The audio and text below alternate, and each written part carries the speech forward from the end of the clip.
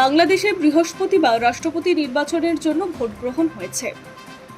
1991 সালে সংসদীয় ব্যবস্থা ফেরার পর শেষবার বাংলাদেশের রাষ্ট্রপতি নির্বাচন হয়েছিল। তার আগে রাষ্ট্রপতি সরাসরি নাগরিকদের ভোটে নির্বাচিত হতেন।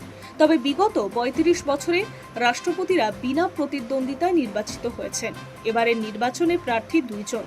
বিএনপির প্রার্থী মির্জা ফখরুল ইসলাম আলমগীর, অন্যদিকে জামাতের ইসলামের নেতৃত্বাধীন জোটের প্রার্থী অবসরপ্রাপ্ত কর্নেল তথা মুক্তিযোদ্ধা অলি আহমেদ। 22তম রাষ্ট্রপতি মোহাম্মদ সাহাবুদ্দিন গত মাসে শারীরিক কারণে ইস্তফা দিয়েছেন। তিনি ছিলেন আওয়ামী লীগের মনোনীত বিনা প্রতিদ্বন্দ্বিতায় নির্বাচিত রাষ্ট্রপতি। তিনি পদত্যাগ করায় 23তম রাষ্ট্রপতি নির্বাচনের জন্য ভোট গ্রহণ করা হয়েছে।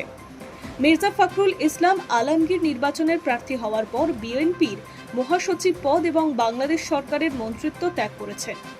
জাতীয় সংসদে বিএনপির 2/3 সংখ্যাগরিষ্ঠতা থাকায় মির্জা ফখরুলের জয় সুনিশ্চিত।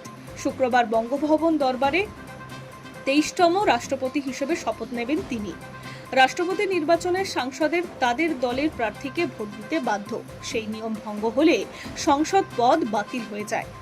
জাতীয় সংসদে নির্বাচিত এবং সংরক্ষিত নারী আসন মিলিয়ে মোট 349 জন বৃহস্পতিবার ভোট দিয়েছেন। ভোট গ্রহণ চলেছে দুপুর 2টো থেকে বিকেল 5টা পর্যন্ত। বৃহস্পতিবার রাতের মধ্যেই ফলাফল ঘোষণা করা হবে। বাংলাদেশের মুখ্য নির্বাচন কমিশনার এএম নাসিরউদ্দিন। বিএনপির প্রার্থী মির্জা ফখরুল ইসলাম আলমগীর বুধবার বিএনপির সংসদীয় দলের বৈঠক থেকে আনুষ্ঠানিকভাবে বিদায় নেন। বৃহস্পতিবার সকালে সমাজ মাধ্যমে একটি পোস্টে মির্জা ফখরুল লিখেছেন, বিদায় বাংলাদেশের জাতীয়তাবাদী দল।